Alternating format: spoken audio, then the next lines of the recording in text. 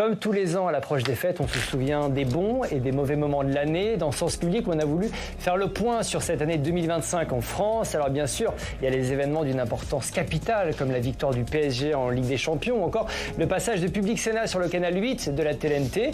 Mais il y a aussi la politique. 2025 restera peut-être l'année où la France a découvert un Premier ministre du nom de Sébastien Lecornu. Fabien Laquer.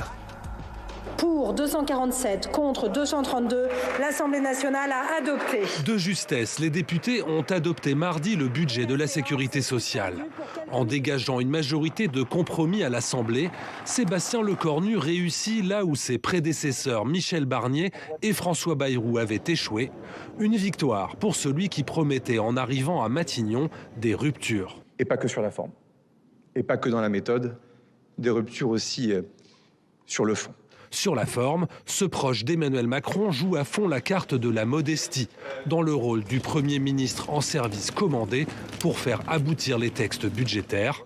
J'ai pas d'autre ambition que de se sortir de ce moment qui est objectivement très pénible pour tout le monde. Sur le fond, Sébastien Lecornu choisit de ne pas tendre la main au Rassemblement national et d'aller chercher un compromis avec les socialistes, en acceptant notamment de revenir sur la retraite à 64 ans. Monsieur le Président Vallot, nous ne sommes pas d'accord sur la manière de traiter cette question de la réforme des retraites, mais j'avais pris un engagement, c'est que le débat puisse avoir lieu. Il aura lieu comme le veut la démocratie et comme le veut le fonctionnement de l'Assemblée nationale et du Sénat.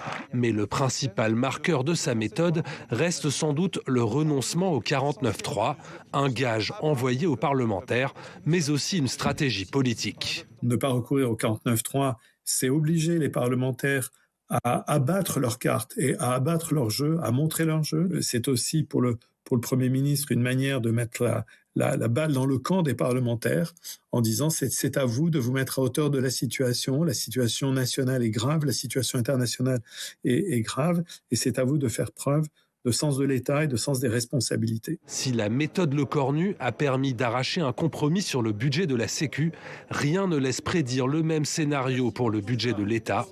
Tiraillé entre la droite sénatoriale et les députés socialistes, le gouvernement pourrait ne pas trouver d'issue à un accord final. Sébastien Lecornu est-il la nouvelle star? Est-il l'homme politique de cette année 2025? C'est le premier thème de cette émission Bilan. Pour en parler, on a sélectionné les meilleurs correspondants étrangers de la place de Paris. Ils ont souvent un œil beaucoup plus avisé que les journalistes français en ce qui concerne ce qui se passe chez nous. Bonjour Juan José Dorado. Buenas tardes. Buenas tardes. Je parle très mal espagnol. Désolé. Bon, je sais à peu près ce que vous avez dit. Correspondant de la presse espagnole à Paris, Ana Bonalumé. Bonjour. Bonsoir. Journaliste et docteur en philosophie. Vous avez signé un documentaire sur Giorgia Meloni qui sera diffusé très prochainement sur France Télévisions. Mathias Krupa, bonjour. Bonjour. Je suis très mauvais en allemand aussi. Correspondant pour Die Zeit à Paris. Merci d'être là. Et Vibeke Knop-Rachlin. Mon norvégien est encore plus terrible. Vous êtes correspondant de la presse norvégienne, donc à Paris. Merci à tous les quatre d'être là. Première question. Vous connaissiez, vous, Sébastien Lecornu, il y a quelques mois ? Enfin, il y a quelques mois, on le connaissait parce que effectivement, en tant que ministre de la Défense, il avait un rôle à jouer, notamment après le fait que la Russie ait envahi l'Ukraine. Mais c'est vrai que ça n'a jamais été le ministre le plus populaire, le plus connu, celui que tout le monde s'arrache dans les meetings. Ça, c'est une réalité, même s'il avait été à un certain moment pressenti à plusieurs reprises pour être Premier ministre. Mais en tout cas, ça a été quand même toujours une petite surprise de le voir dans les listes, mais surtout de le voir depuis quelques semaines, quelques mois, à la tête de ce gouvernement. Il y a des papiers à l'étranger, on parle de Sébastien Lecornu ou pas du tout? En Italie, comment ça se passe? En Italie, ça surprend le fait de voir cet enchaînement de gouvernements et des premiers ministres.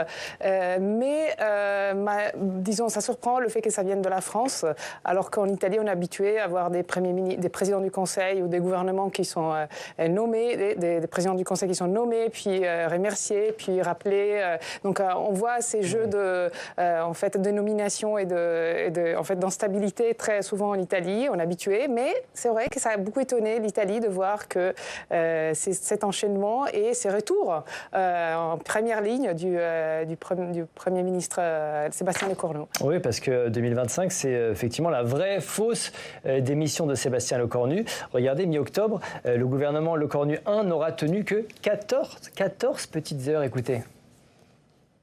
En ce lundi matin, les conditions n'étaient plus remplies pour que je puisse exercer ces fonctions de Premier ministre et permettre au gouvernement d'aller devant l'Assemblée nationale demain. Bon, il fera son retour ensuite à Matignon, mais qu'est-ce que tout ça nous dit de la crise ou de la situation politique que traverse aujourd'hui la France ? Oui, ça c'est très simple, ça c'est une situation très instable, ça c'est très fragile. Et moi je dirais la situation reste très instable, reste très fragile, malgré quelques petites avancées maintenant, mais le budget n'est pas encore voté. Donc je pense que ça ne dépend plus de personnes, de personnages, ça c'est plutôt structurel. Mais Sébastien Lecornu, par exemple, en Allemagne, c'est quoi son image aujourd'hui ? Alors ça c'est un peu paradoxal. On a peut-être écrit plus sur lui en tant que ministre de la Défense parce qu'il avait une relation très particulière avec son homologue allemand, à l'époque Boris Pistorius, qui est très populaire chez nous. Et maintenant, en tant que Premier ministre, franchement, on a un peu abandonné de suivre tous les premiers ministres. Vous avez laissé carrément, vous avez laissé tomber. Non, pas laissé tomber, mais alors c'est toujours Macron, ça c'est le président. Oui, bien sûr. Et même question en Norvège. Alors en Norvège, on l'a vu cet été parce qu'il est venu avec le président Macron à la visite officielle en Norvège. Je pense que beaucoup de commentateurs politiques norvégiens ne savaient pas qui était cet homme qui était là. Qui suivait le président. Mais sa présence était importante parce qu'à l'époque, la Norvège n'avait pas encore décidé quelle frégate ils allaient acheter. Et toute la tournée de Macron, et donc avec Lecornu dans sa suite, était faite en grande partie pour essayer de convaincre les Norvégiens. Ça n'a pas marché. Il est vu comme un homme de droite, de gauche. Comment ça, en Espagne, comment on analyse son travail ? Alors, c'est vrai que en Espagne, il n'est pas spécialement connu. Il a fallu expliquer. Vous dites tous en fait qu'il n'est pas connu. Personne ne sait qui est le Premier ministre de la France aujourd'hui à l'étranger. Oui, mais il était ministre de la Défense, mais en même temps, il était assez effacé médiatiquement parlant. Donc, effectivement, hormis le ministre la ministre de la Défense espagnole qui les connaît, qui l'a traité à Bruxelles, c'est vrai que pour le public en général et pour la plupart des politiques espagnols, c'est un parfait inconnu. Après, c'est vrai que l'image ne s'est pas améliorée dans le sens où c'est quand même le 5e président du 12e Premier ministre du 12e mandat d'Emmanuel Macron. À un moment donné, même à l'étranger, on commence à se fatiguer. Donc on s'est dit, il ne va pas durer non plus énormément de temps. Mais ce qui est important aujourd'hui pour nous, c'est justement le fait qu'il soit encore Premier ministre aujourd'hui, après ses premières 14 heures avec le Lecornu 1 qui a dû donc démissionner. Mais surtout, la question qu'on s'est posée, c'est les limites de la 5e République, la constitution de la 5e République tellement vantée partout, et on a vu que depuis la dissolution, cette 5e République arrive à des limites que même les politiques ne savent pas résoudre. C'est un peu le sentiment aussi en Italie, on pensait qu'effectivement, c'est ce que vous disiez, la France était un peu stable, l'Italie c'était un peu l'inverse, et maintenant vous nous avez refilé le mistigris en fait, c'est un peu ça. Oui, en fait, ce qui se passe actuellement, c'est que évidemment le gouvernement actuel, Meloni, s'empare de la situation politique française. Elle l'exploite, elle l'utilise comme base de comparaison pour en fait proposer une image à l'étranger très positive, de stabilité. Et donc effectivement, tous ces revirements politiques en France permettent encore une fois au gouvernement en charge italien de se présenter sous une nouvelle lumière comme le gouvernement le plus stable en Europe aujourd'hui. Et effectivement, la France a été toujours vue comme un exemple de stabilité, même au niveau constitutionnel et démocratique, c'était toujours un... Aujourd'hui, on est le contre-exemple. Voilà. Le truc qu'il ne faut surtout pas faire. Regardez la France, surtout pas faire ça. Et par contre, il y a la méthode, Sébastien Lecornu, quand il renonce à l'article 49.3. Alors, est-ce que vous en parliez dans vos papiers, dans vos éditos de cet article 49.3 C'est difficile à expliquer, l'article 49.3. Même pour les Français, même pour les journalistes français. Oui. Mais par contre, maintenant, en Norvège et dans les pays scandinaves, où c'est vraiment la méthode que l'on utilise tout le temps, parce qu'on a souvent des gouvernements minoritaires, il est devenu l'homme, pour la première fois, qui passe des compromis. Et ça, c'est très important. On a l'impression que les Français apprennent enfin ce que c'est qu'un compromis politique. Alors ça, c'était pas la tradition, effectivement. Ben non. Donc les Allemands, vous devez vous réjouir aussi de voir que la France, enfin, on fait un peu comme vous. Des compromis, du consensus, on essaye de faire du consensus. S'il arrive à des compromis, on se réjouit, oui. Mais bon, on a compris que c'est une question structurelle, que c'est une question aussi de la culture politique maintenant. Et je pense que jusqu'à maintenant, on parle de 2 mois et demi peut-être que les Cornu est Premier ministre. Jusqu'à maintenant, il le fait très habilement. Il a une certaine humilité par rapport à ses prédécesseurs. Donc, oui, ça jusqu'à maintenant, mais encore une fois, on parle de 2 mois, on parle de 2 mois et demi. Ah, c'est une éternité dans une crise politique, vous savez. Ouais. 2025, c'était aussi une année judiciaire. 2 affaires emblématiques ont marqué la France. La condamnation de Marine Le Pen et celle d'un ancien président de la République, Nicolas Sarkozy. Dans la foulée de l'annonce de sa peine, Marine Le Pen a contre-attaqué. Écoutez-la. Le système a sorti la bombe nucléaire. Et si il utilise une arme aussi puissante contre nous, c'est évidemment parce que nous sommes sur le point de gagner les élections. Voilà.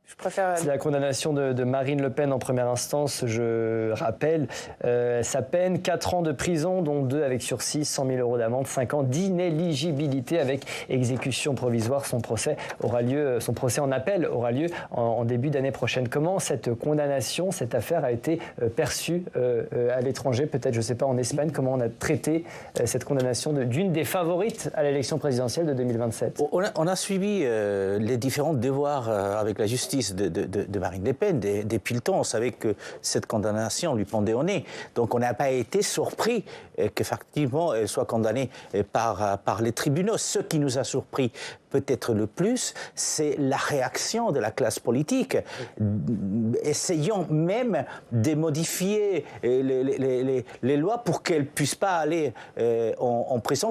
S'il y avait appel, il va y avoir. C'est cette négation d'une décision de justice qui a le plus surpris du côté des observateurs espagnols, parce que même si elle est candidate, même si elle était favorite dans les sondages, que la classe politique, dans une grosse partie, met en doute la décision de la justice, ça par contre, ça choque, d'autant plus que ça vient justement de la France, qui a toujours défendu cette idée d'une justice impartiale qu'on doit respecter. Ces attaques ont choqué. Oui, c'est aussi pareil en Norvège, où on est très strict au niveau de la justice. Le respect de la loi. De ce qu'il faut, oui, le sens du devoir, bien sûr. Et dans les médias norvégiens, alors là, par contre, on n'a pas beaucoup parlé de Le Cornu, mais la condamnation de Marine Le Pen, énormément. Et pourquoi? Parce que c'est la favorite? Parce qu'il y a une peur, une crainte dans les autres pays européens d'arriver au pouvoir de Marine Le Pen? Elle est vraiment connue. En Norvège, on a beaucoup parlé d'elle depuis longtemps. Elle a été quand même candidate 2 fois, 3 fois, je crois, oui, à l'élection présidentielle. Donc là, c'est sûr qu'elle est très, très connue. Et le fait qu'elle soit empêchée de se présenter, on a appelé ça un tremblement de terre. Mais c'est quoi son image? Parce qu'elle est connue, je ne sais pas, en Italie, c'est quoi l'image? Elle est très très connue en Italie parce qu'elle est notamment la plus grande alliée, la plus durable de Matteo Salvini, qui est le leader de la Ligue, d'un parti d'extrême droite, aujourd'hui vice-président du Conseil, l'un des alliés de Giorgia Meloni au gouvernement. Et donc ils sont alliés depuis au moins 2013, et ils affichent toujours cette amitié, cette alliance. Donc la première réaction en Italie, évidemment, a été celle de Matteo Salvini, qui a critiqué, dénoncé la justice française, a défini ça un coup, en fait une guerre, une forme de guerre de la part de la justice, un acte de guerre de la justice contre la droite française et européenne, symboliquement. Et de l'autre côté, même la présidente du Conseil italien, Giorgia Meloni, a réagi Sarkozy a commenté ça et a dit que cette décision prive des millions de citoyens d'une représentante politique. Donc effectivement, les réactions ont été très dures, très négatives en Italie de la part du gouvernement. Il y a eu plusieurs médias qui ont vu dans ces procès contre Marine Le Pen, contre Nicolas Sarkozy, des attaques de la part de la magistrature en rappelant un peu le cas de Silvio Berlusconi en Italie, qui pointait la justice italienne comme étant une justice communiste et en fait animée par des raisons politiques. Voilà. En fait, en Italie, tout ça, les procès contre Marine Le Pen a ramené à l'esprit, à la mémoire, toute cette période de l'époque Berlusconi, des procès contre Berlusconi, les 20-25 procès auxquels il a fait face. Alors vous parliez de Nicolas Sarkozy, effectivement, il a été condamné à 5 ans de prison ferme pour association de malfaiteurs dans l'affaire du financement libyen. Il a passé 20 jours en prison avant de ressortir sous contrôle judiciaire. Il en a tiré un livre qui, selon son éditeur, cartonne dans les librairies. Vous le voyez sur ces images, il était en dédicace du côté de Menton il y a quelques jours, où il accompagnait son fils, candidat aux élections municipales. Et autour de Nicolas Sarkozy, il y a toujours beaucoup de passion. Écoutez. Je suis éberlué de voir un soutien comme ça à un repris de justice. Il n'y a pas d'autre mot. Multirécidiviste, qui va sûrement l'être encore. Et les gens le soutiennent, c'est formidable. L'incompréhension. C'est un homme respectueux, intéressant. Il a beaucoup souffert. Et voilà, moi j'aime bien, je l'aime bien, M. Sarkozy. Le père et le fils, mais nous on est derrière le fils. Comment vous analysez ça ? Il y a une passion française autour des Sarkozy, Mathias ? Apparemment, il y en a. Moi, j'étais un peu surpris. J'habite, ça c'est par hasard, j'habite pas loin de l'appartement ou de la maison où lui et Carla Bruni habitent. Donc, j'ai suivi de près toutes ces manifestations en faveur de lui. Donc, pour moi, si j'ose dire, ça c'est quelque chose de très français. Cette mise en scène avec cette manifestation, avec les adresses de solidarité de sa femme, avec sa femme jouer aux guitares pour lui, maintenant avec les livres. C'est très suivi en Allemagne aussi, oui, parce que Sarkozy il est toujours avec distance, mais avec distance et avec un peu de, on ne le prend pas trop sérieux. D'accord, vous regardez ça, ça vous fait rire, en gros. Hein, ça oui, un peu. Et en Norvège, comment vous en Norvège, on n'est pas si choqué que ça, hein, parce que quand même, il a été condamné et pas pour rien, donc c'est pas si surprenant que ça. Non, mais alors, il y a la condamnation et puis il y a le soutien dont a bénéficié Nicolas Sarkozy. C'est vrai que le soutien se surprend, et puis ce livre sur les 20 jours en prison, quand même, c'est un peu too much, quoi. C'est bon. Mais c'est pour ça. Ça dit quoi aussi peut-être de la justice française ? C'est-à-dire que un ancien président est un justiciable comme un autre ? Comme un autre, mais pourquoi se poser la question comme ça ? Qu'est-ce que ça dit de la justice française ? Qu'est-ce que ça dit des hommes politiques français ? Qu'est-ce que ça dit d'un président qui est condamné ? Et il est multirécidiviste dans votre reportage, avec quelqu'un qui le rappelait. C'est quelqu'un qui, effectivement, est entré en prison. Donc, effectivement, du côté espagnol, ce qui a surpris encore une fois, c'est cette critique systématique de la justice. Mais en même temps, on n'est pas surpris. Parce que ceux qui, suivant la vie politique française depuis quelques décennies, on s'est rendu compte que vous avez eu ce même type de soutien avec la famille Valcani, qui a été maire de Levallois, qui a été condamné, qui est allé en prison, qui est sorti des prisons et qui a été réélu en tant que maire de Levallois. Donc en fait, en France, que vous soyez en politique, que vous soyez condamné, n'est pas apparemment un problème. En Espagne, vous êtes condamné. Déjà, les partis politiques ne vous proposent pas d'aller dans leur liste, que ce soit au Parlement, que ce soit au Sénat, que ce soit aux différentes mairies. Donc ça nous choque, et que ça vient effectivement d'un président un ex-président de la République encore plus. Et puisqu'on parle de président, d'ex-président ou de prétendant à l'Élysée, l'année 2025 a vu la liste des candidats sacrément s'élargir dans la perspective de 2027. Alors j'ai tenté de faire un décompte, c'était pas simple, un décompte des candidats potentiels ou déclarés pour 2027. Alors je vais vous donner déjà peut-être au sein du socle commun, vous savez, l'ex-majorité présidentielle, Édouard Philippe, Yael Braun-Pivet, Bruno Retailleau, Sébastien Lecornu, Elisabeth Borne, Gabriel Attal, Xavier Bertrand, David Lisnard, Gérald Darmanin, François Bayrou, Bruno Le Maire, Michel Barnier, Jean Castex, Laurent Wauquiez, Aurore Berger. On va passer à gauche, si vous voulez bien. Les candidats potentiels ou déclarés de la gauche pour 2027, Raphaël Glucksmann, Olivier Faure, François Hollande, Carole Delga, Bernard Cazeneuve, Jérôme Guedj, Marine Tondelier, Yannick Jadot, François Ruffin, Jean-Luc Mélenchon, Clémentine Autain, Boris Vallaud, Sandrine Rousseau, Fabien Roussel, Ségolène Royal, Nathalie Arthaud, j'aurais pu parler de Dominique de Villepin. Bon, il y en a beaucoup, mais vous dites quoi quand vous regardez ça? Ils sont fous ces Français. Cet effet de liste, de cumul, c'est vrai que ça fait un peu sourire, mais ça donne vraiment une image de cette course, c'est le roman personnel de chacun, cette course solitaire hein, vers le pouvoir, vers le sommet du pouvoir, ce qui est perçu comme le sommet du pouvoir, l'Élysée. C'est vrai que, vu de l'Italie, c'est assez intéressant parce que l'Italie n'a pas du tout le même système d'élection, donc on ne peut pas élire directement le président du Conseil, mais il est nommé par le président de la République. Donc cette course solitaire vers le sommet du pouvoir, c'est vrai que ça a un sens un peu romanesque, un peu, on construit autour de ces personnages une histoire, des unes, on apprend plein de choses sur leur vie, et donc c'est vrai que c'est assez... Il n'en restera qu'un. Il n'en restera qu'un, effectivement, dans cette course contre le temps. Oui, c'est vrai. Et puis, ils se sont déclarés très, très tôt. Et ça est assez étonnant pour l'Italie, où les campagnes se déroulent très rapidement, en un mois, 2-3 mois. Voilà, c'est assez rapide et c'est à la dernière minute. Alors là, on a beaucoup de temps pour ensuite, ils ont beaucoup de temps pour faire des erreurs et alors tomber éventuellement. Et comment ça se passe chez vous, ailleurs? Pour commencer, on a un roi, on n'a pas de président. C'est plus simple. C'est beaucoup plus simple. En Norvège, c'est plus simple. Et actuellement, il est âgé. Enfin bon, c'est son fils qui va reprendre le flambeau. Mais pour revenir à la France, moi, la question que je me pose, c'est quand on est un homme ou une femme politique en France, est-ce qu'on n'a que ça comme ambition, de devenir président de la France? C'est quand même fou. Oui, c'est vu comme le Graal, c'est ça.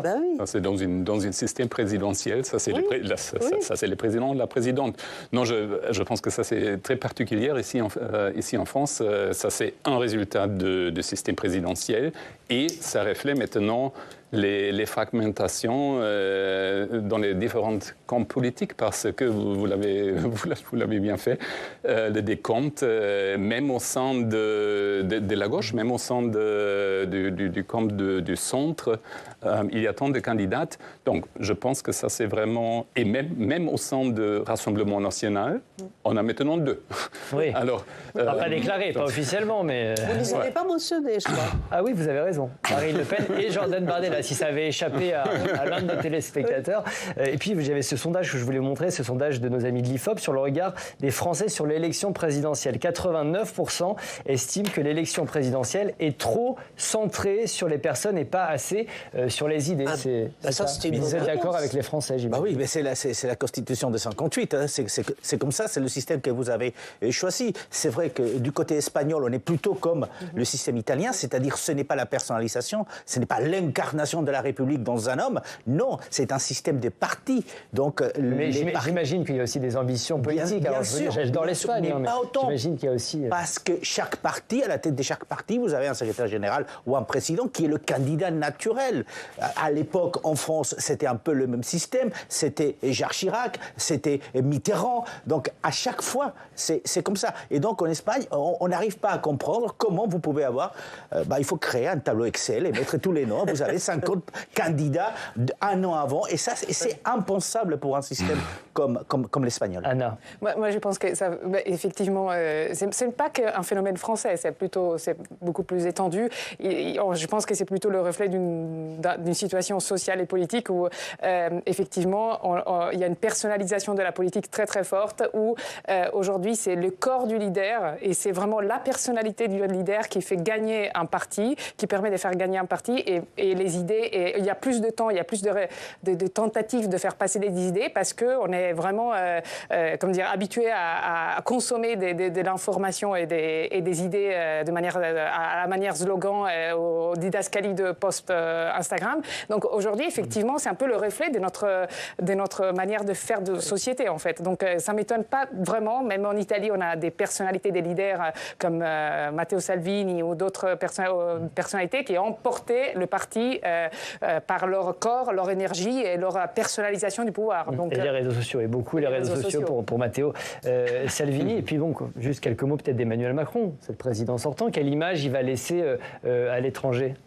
en Allemagne? Comment je ne sais pas si c'est déjà le temps d'un bilan. Je pense que ça s'est très partagé entre sa gestion des affaires européennes et internationales parce que toujours en Allemagne, il est vu comme un homme fort sur la scène européenne dont on a besoin. Et l'autre moitié du bilan, ça c'est le bilan domestique de la politique chez vous. Pour 2 mandats, ce ne sont pas beaucoup de réformes.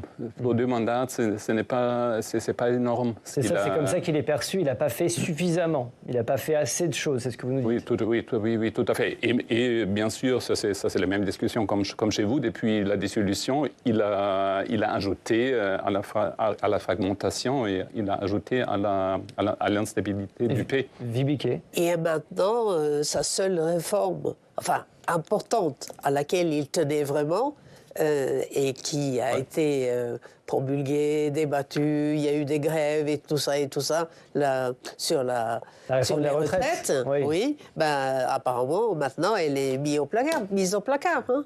Donc, en fait, c'est un constat Donc, il ne d'échec. reste pas grand-chose. Mais à l'international, je suis d'accord, oui.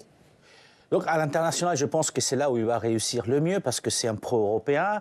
On a tous en tête les discours à la Sorbonne 1 et les discours à la Sorbonne 2, même si après ses réussites ont été limitées, on pensait qu'il allait faire beaucoup plus. En politique intérieure, je pense que son bilan ne sera pas très, très flatteur. J'ai en tête notamment deux mesures quand il est arrivé en 2017. Il voulait finir avec l'extrême droite. Il va laisser l'extrême droite pratiquement au pouvoir, sinon au pouvoir, quand il va partir après 2 mandats. Il voulait finir avec la pauvreté, mais la pauvreté en France, pendant ses mandats, a augmenté. Et donc, après, c'est vrai qu'il a aussi fait exploser le système politique français. Le Parti socialiste a disparu grâce, entre guillemets, à Emmanuel Macron. Il a réussi à faire éclater aussi les Républicains. Donc, sur la politique intérieure, j'ai des doutes sur son bilan. Je pense qu'il n'a pas vraiment réussi. Je vous dis, il y a ces 2-3 mesures qu'il avait défendues quand il est arrivé, et ce n'est pas la réussite totale après 8 ans. Anna, est-ce que l'Italie est aussi sévère sur le bilan d'Emmanuel Macron? L'Italie de Meloni, oui, évidemment, parce que, comme vous le savez, il y a une rivalité très forte et très affichée entre Giorgia Meloni, présidente du Conseil italien, et Emmanuel Macron. Ils ne se sont jamais aimés, ils n'ont jamais collaboré vraiment. Il y a eu une tentative de trouver un lien entre les deux pays, un lien diplomatique par les traités du Quirinal, qui permet en fait de favoriser un certain nombre d'échanges commerciaux, et économiques et culturels. Mais à part ça, par-delà ça, tout ça, il y a vraiment une forme d'hostilité même, voire d'hostilité entre les deux leaders. Et donc, évidemment, quand on parle du président français en Italie, il y a toujours un regard un peu critique de la part des institutions, plutôt des partis d'extrême droite et des droites droite. Et donc, par rapport à ça, et par rapport à la question du rôle de Emmanuel Macron, moi, je trouve qu'aujourd'hui, on est face à des négociations pour les conditions de paix en Ukraine. Et probablement, la France a encore un mot à dire et un rôle à jouer dans ces négociations en cours entre les différents pays européens. Donc ça, c'est un peu le rôle, effectivement, qui peut encore en Europe, jouer en Europe. Oui, le bilan d'Emmanuel Macron en Europe. Mathias, sur c'est juste pour souligner ça. C'était Macron, en 2017, tout au début de son mandat, qui a parlé de la souveraineté européenne. Donc maintenant, tout le monde parle. Donc c'était lui qui l'a esquissé. C'était le curseur. C'est pas rien. Alors donc ça c'est... Alors, 2025, année pré-électorale, c'est ce qu'on disait, mais 2025, c'était aussi ça, le spectaculaire braquage des joyaux de la couronne au Louvre. Ces voleurs masqués qui ont réussi en moins de 8 minutes à subtiliser des bijoux estimés à 88 millions d'euros. Ils ont pris la fuite en scooter dans la foulée. Comment cette affaire a été couverte en Espagne? On a suivi de très près ce qui s'est passé. Je pense que tout le monde a suivi de très près parce que ça a été les stupéfactions. Ça, c'est la première des choses. Quand on a connu les détails de ce braquage, on s'est dit, mais comment c'est possible? Comment ça peut arriver au l'un des musées les plus grands au monde, le Louvre? Mais en même temps, ça a quand même... on a tiré un enseignement et les musées espagnols, les grands musées, que ce soit le Prado, le Reina Sofia, ont commencé effectivement à revoir leur système de sécurité. Après le braquage oui, parce qu'on s'est rendu compte qu'effectivement, on est peut-être au niveau de la sécurité faible, parce qu'on pense que déjà, la sécurité, c'est très cher, on le voit avec le Louvre, mais on pense que personne ne va s'attaquer à ces grands musées parce qu'entre guillemets, ils sont protégés, etc. Et on s'est rendu compte que non, que les systèmes de sécurité, il faut les revoir de façon périodique, qu'il faut changer il faut mettre des caméras, qu'il faut avoir peut-être plus des polices, comme le cas français, avec créer un commissariat qui soit pas très loin, qui soit même intégré au musée. Et donc, l'enseignement, c'est ça, c'est que les autres musées au monde, les autres grandes villes européennes, donc, ont tiré un enseignement, c'est on ne laisse pas passer la sécurité dans les grands musées parce qu'effectivement, on peut se faire braquer. Mais c'est intéressant ce que vous dites. C'est arrivé du côté de... C'est-à-dire que c'est pris très au sérieux. Alors sur les réseaux sociaux, c'est parfois moqué. Mais il n'y a pas eu de moquerie dans vos pays respectifs. Et puis en Norvège. C'est l'événement en France en 2025 dont on a le plus parlé dans les médias norvégiens. Ah oui. Oui. Et comment ça a été traité alors? Comment ça a été effectivement sécuritaire, budgétaire? Stupéfaction, mais quand même un peu, c'est vrai, on s'est un peu moqué. Mais on a peut-être eu tort, parce que je viens de me rappeler à l'instant qu'il y a quelques années, l'un de nos trésors nationaux, le cri d'Edvard Munch, a été volé aussi. Oui. Donc ça peut arriver partout, quoi. Ça peut arriver partout. Et c'est arrivé en Allemagne, notamment parce qu'il y a quelques années qu'à Dresde, dans un musée très connu de Dresden, la voûte verte, je pense que ça c'est l'expression en français, c'était presque pareil. C'était un braquage similaire dans une situation totalement stupéfiante. Donc oui, on s'est moqué, mais en même temps... On a dit attention, ça peut aussi nous arriver. Alors hier, la patronne du Louvre était auditionnée ici même au Sénat. On va voir ça avec Clémentine Louise qui nous retrouve en plateau. La patronne du Louvre qui était attendue de pied ferme par les sénateurs. Clémentine, elle était venue une première fois il y a 2 mois. Elle a donc de nouveau été invitée à s'expliquer. Oui, c'est le président de la commission de la culture, Laurent Lafont, au Sénat, qui a estimé qu'il y avait des éléments graves, suffisamment graves pour reconvier Laurence Descartes à être auditionnée au Sénat. Alors ces éléments graves, ce sont notamment des rapports sur la sécurité du Louvre qui se sont multipliés depuis une dizaine d'années. Et l'un d'eux, notamment, souligne la vulnérabilité de la galerie d'Apollon. Donc c'est là où il y a eu le vol le 19 octobre dernier. Et ce rapport est tellement précis qu'il alerte sur la possibilité d'un vol par le biais d'un monte-charge. Alors ça paraît énorme quand on sait que c'est précisément ce qui s'est passé. Et ce rapport date de 2019, soit 2 ans avant la nomination de Laurence Descartes à la tête du musée. Elle affirme ne pas avoir eu connaissance de ce rapport. Elle explique qu'elle l'a découvert après sa première audition au Sénat, soit quelques jours après le vol. Écoutez. quand je suis auditionné, je n'ai pas connaissance du rapport Van Cleef. 24 heures plus tard, je le lis, je suis comme vous extrêmement troublé. Je fais le constat de notre désorganisation. Je le reconnais parfaitement, je prends ma part. Hein. Je ne vais pas vous dire que tout va bien. Non, nous sommes dans une situation de crise et nous devons rebondir et, bien entendu, remettre les choses dans le bon ordre. Forcément, Clémentine, on se demande comment c'est possible qu'elle n'ait pas eu connaissance de ce dossier. Ben oui, c'est là tout le mystère. Hein. Laurence Descartes, elle explique qu'elle pensait en fait que les travaux de la galerie d'Apollon avaient été terminés par son prédécesseur. Elle pointe donc un problème de communication des informations, notamment lorsqu'il renouvelle les équipes. Mais les journalistes du Monde, du journal Le Monde, évoquent aussi une vieille rivalité entre Laurence Descartes et son prédécesseur Jean-Luc Martinez, ce qui n'a effectivement peut-être pas permis une passation dans les meilleures conditions. Et plus largement, la présidente du Louvre a été interrogée sur le retard qu'elle a pris dans la mise en place d'un schéma directeur de sécurité. C'est ça ? Oui, c'est un plan en fait pour renforcer la sécurité. C'est un plan qui avait déjà été conçu sous Jean-Luc Martinez, donc le prédécesseur de Laurence Descartes. Et ce plan, il devait être terminé avant les Jeux Olympiques de l'an dernier. Mais Laurence Descartes, en reprenant le dossier, avait jugé ce plan trop coûteux et insuffisant. Elle avait donc relancé des études et puis le plan n'est toujours pas mis en œuvre. Et c'est ce retard qui a mis Max Brisson, sénateur Les Républicains, hors de lui. C'était hier lors de l'audition au Sénat. Écoutez. Comment avez-vous pu laisser le plus grand musée du monde dans un tel état de vulnérabilité? Comment avez-vous pu affirmer ne pas avoir eu connaissance des rapports remis à votre prédécesseur alors qu'ils ont pourtant été retrouvés aux archives? Pensez-vous que la représentation nationale puisse accepter une passation de pouvoir aussi désordonnée entre deux hauts fonctionnaires de l'État? Et le président de la commission de la culture au Sénat, Laurent Lafont, a terminé l'audition avec une question à Laurence Descartes. Avez-vous des regrets? Écoutez sa réponse. On peut toujours se dire qu'il fallait aller plus vite. Pourtant, je pense que nous avons été pleinement mobilisés sur ces questions de sûreté par le schéma directeur. Bien sûr, on peut tous regretter de ne pas être allés plus vite. Mais voilà, c'est comme ça. Et aujourd'hui, ce schéma directeur existe, il est très solide et il rentre en activité maintenant et il nous donne un cadre de déploiement extrêmement solide pour améliorer la sûreté du Louvre.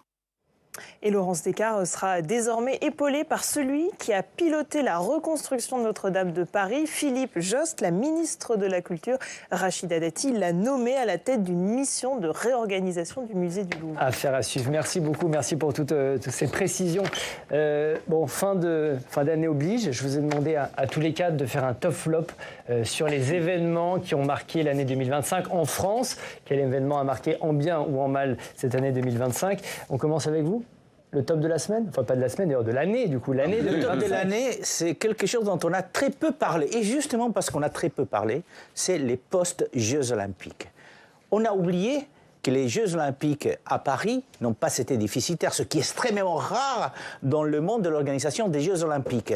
Que les infrastructures ont été réutilisées, que ça a été une vraie fête populaire. Et justement, en regardant les Jeux Olympiques de ces dernières décennies, on se rend compte que les Jeux à Paris ont été une réussite. Et donc, comment gérer tout ça? Je pense que Paris a été capable de le gérer. Et donc, pour moi, ça a été vraiment le top de cette année. Et le flop, à présent? Alors, le flop, c'est Emmanuel Macron, parce que la situation de la France aujourd'hui, c'est le seul responsable. C'est la dissolution ratée dès 2024 parce que la crise économique que la France vit avec une dette innombrable, c'est lui le responsable pendant son mandat. Donc effectivement, si la France aujourd'hui est en crise, elle le dit haut et fort, c'est lui le responsable. Anna, le top de l'année? Top de l'année, pour moi, c'était le mois de février, pendant la semaine consacrée à l'intelligence artificielle, le meeting international qui a été organisé par la France et l'Inde. Et moi, il y a eu 100 pays concernés qui ont participé au meeting, plus de 1000 participants. Moi, je trouvais ça très malin et très intéressant d'organiser ça à Paris au moment où toutes les questions de l'intelligence artificielle se posent et sont d'une extrême actualité, notamment le financement des entreprises de l'intelligence artificielle. C'est qui a permis à Mistral, qui est un champion de l'intelligence artificielle français, de se récapitaliser et d'être aujourd'hui valorisé valorisé à 11,7 milliards d'euros. Je trouvais ça une réussite de la France. Et le flop, par contre, le flop de 2025. Le flop 2025, c'est les 3 premiers ministres, donc effectivement l'enchaînement de gouvernement, une forme d'instabilité nouvelle pour la France et qui effectivement, vu de l'Italie, c'est assez frappant. Et vous frottez un peu les... Moi, pas personnellement. Mathias, le top de la semaine. Le top de l'année. Je suis tout à fait d'accord. Il faut parler plus du sport.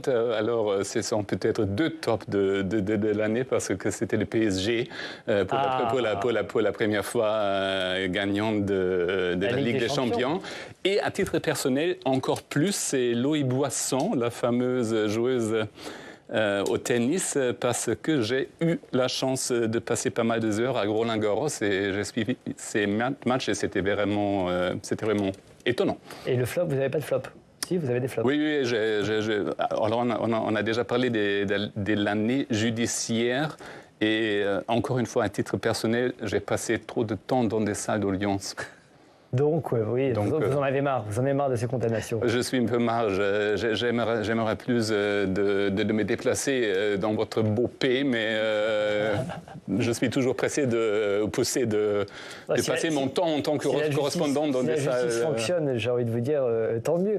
Vibeke, le top de l'année 2025. Vu de Norvège, le top de l'année, ça a été la visite officielle d'Emmanuel Macron.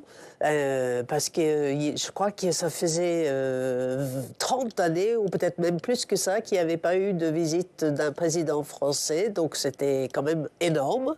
Et en plus, les autorités, lui et le gouvernement norvégien, ils ont signé des contrats importants. Ils n'ont pas acheté les frégates, mais bon. Pour le reste, c'était bien. Alors le flop, par contre, c'est très clair. C'est Brigitte Macron. Ah oui. Pourquoi? Expliquez-nous. Parce qu'elle n'aurait jamais dû dire ça, jamais.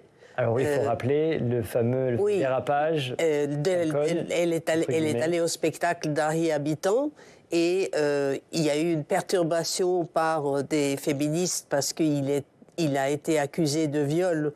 Et bon, il y a eu un non-lieu, mais les féministes ont crié quelque chose pendant le spectacle et elle les a traités de sales connes. Et ça, bon, il paraît qu'elle ne savait pas, qu'elle voyait qu'il y avait des caméras, mais qu'elle ne savait pas qu'il y avait le son. Elle s'est excusée après. Non, elle ne s'est pas vraiment excusée. Elle s'est expliquée, plutôt. Elle s'est expliquée. Et elle a dit qu'elle était désolée si elle avait heurté des victimes. Mais là où je trouve que c'est vraiment grave, pour elle, personnellement, c'est que dans ces combats avec ces calomnies dont elle est l'objet, les féministes l'ont toujours soutenue. Et elle a besoin d'elle. Là, il va y avoir le procès aux États-Unis, donc franchement, c'est un vrai flop. Alors, il nous reste un tout petit peu de temps. Cette affaire, Brigitte Macron, ça a aussi été suivi, j'imagine, dans vos pays respectifs? Oui, ça a été suivi, d'autant plus qu'avant cette affaire et cette déclaration un peu en porte-pièce comme ça, même s'il y avait une caméra, la première dame est toujours première dame, donc elle doit faire toujours attention. Et puis, on n'est pas à un premier flop, puisqu'il y a eu l'affaire de la gifle dans l'avion avec Emmanuel Macron. Donc, effectivement, ça a surpris, mais en même temps, ce type de dérapage, malheureusement, arrive avec la première dame, mais peut arriver avec aussi des hommes politiques des premiers ordres. Et donc, je suis comme Vibeke, il faut le dénoncer parce que c'est un vrai flop et ça fait vraiment mal à la démocratie et à la vie de la société. Alors moi, j'ai pas de flop. Je vais vous donner un top. Le top de l'année. Le top, c'est évidemment Public Sénat qui est passé sur le canal 8 de la TNT cette année et dont les audiences continuent de progresser. Merci à vous, chers téléspectateurs. C'est un top partagé et très collectif. Merci à tous les 4 aussi d'avoir accepté, relevé le défi de cette émission bilan de cette année 2025. Merci à vous, chers téléspectateurs. On vous souhaite d'excellentes fêtes de fin d'année, un merveilleux nouvel an, la santé, la réussite, le budget de l'État aussi pour 2026, tout ce que vous voulez. Demain, vous retrouvez Alex Poussard aux manettes de la matinale, son invité Éléonore Carrois, ministre chargée de la francophonie. Je vous souhaite une excellente soirée sur Public Sénat. Bye bye.